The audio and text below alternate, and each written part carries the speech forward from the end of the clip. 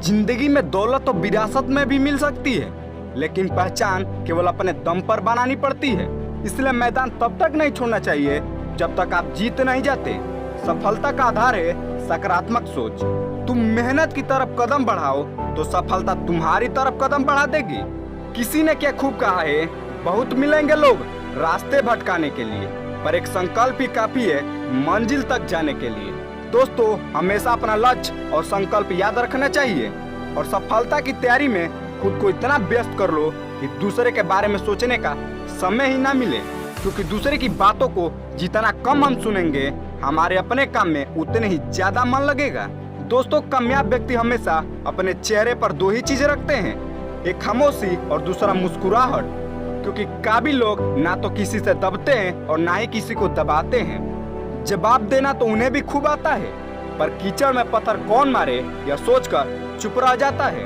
दोस्तों, कभी कभी चुप रह जाना कायरता का प्रतीक नहीं होता, बल्कि ये आपकी समझदारी को दर्शाता है।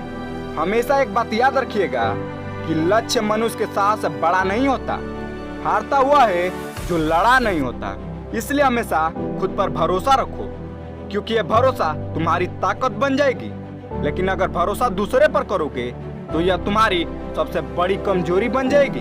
दोस्तों, पेड़ की शाखा पर बैठा पक्षी शाखा के हिलने से कभी नहीं घबराता, क्योंकि वह पक्षी डाल पर नहीं बल्कि अपने पंखों पर भरोसा करता है। जिंदगी में अगर सफलता पानी है तो कभी अपने हौसले को यह बताओ कि तुम्हारी परेशानी कितनी बड़ी है, और अपने परेशानी को यह बताओ कि तुम्हारा हौसला कितना बड़ा है।